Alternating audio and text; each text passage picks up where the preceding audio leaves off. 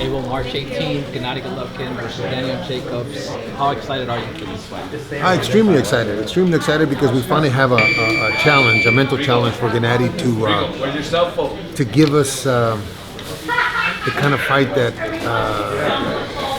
displays his skills, displays his actual skills instead of a bar fight.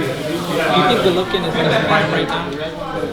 I think he's right at his prime. Hopefully we don't get any more non-shows and no fights that he ages. Usually these fights keep the fighter mentally young. So, but if he doesn't fight, then it creates just the opposite effect, in my opinion. This weekend is a huge fight, Danny Garcia versus Thurman. What's your thoughts on this? I think Danny wins the decision. I've never been a big fan of Thurman. Thurman, in my opinion, probably won't be able to go a hard 12 mentally. Physically he will, of course, but mentally I don't think he'll be able to put up with what Danny's going to give him for 12 rounds. Do you think Danny gets too much criticism because they say he cherry picks? Do you think that's No. He had one fight where you can say that, and that was the Salka fight. Danny's done what he's had to do. He's had some off nights, like the Herrera fight. He had an off night, but I think Danny's an exceptional fighter. I think that actually he's not given enough credit for the things that he has done.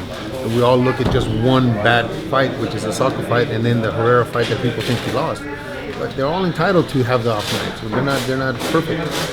Now, officially, unofficially, they announced the Pacquiao fight. Do you like this fight? For Pacquiao, yes. For Amir Khan, no. Amir Khan gets knocked out.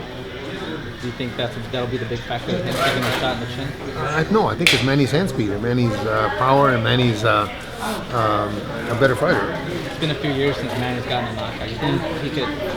Yeah, I think he can. I think that it may not be like Canelo's knockout. Obviously, Canelo's a bigger puncher and a bigger guy than Manny, but Manny is a better fighter.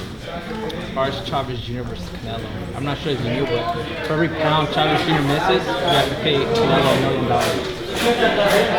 I was aware of that, but that's not really the fight. The fight is themselves. The weight, if he makes, that's what I've been saying, if he makes the weight correctly, if he's a kilo over on Monday before the fight, I think that he scares Canelo a couple times in the fight. I think that he won't be weakened by that, and he may drop Canelo, but Canelo should win the fight because Canelo's got youth on his side, he's got skills on his side, he's got better movement, hand speed. But Julio will scare him. I'm not sure if you heard, but his dad said that his son is making a lot of money and he doesn't mind giving $1 or $2 million to Canelo. Well, I hope that doesn't happen because I think it's going to dampen the mood and the event. I hope that he's honorable and he comes in at the way that he's supposed to because that's what this is a sport. It's got nothing to do with being mad or hating on anybody. And if it's a sport, you have to be honorable. Do you have a prediction for that fight? Canelo wins the decision, but it gets scared a couple times in the fight. I think Oscar gets scared and jumps up in his seat because Julio's a big dude. So you see him dropping Canelo? I see him hurting him. I see him dropping him maybe and hurting him.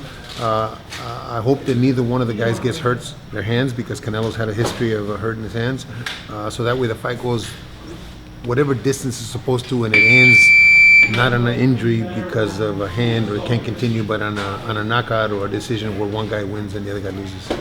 Thank you. You're welcome.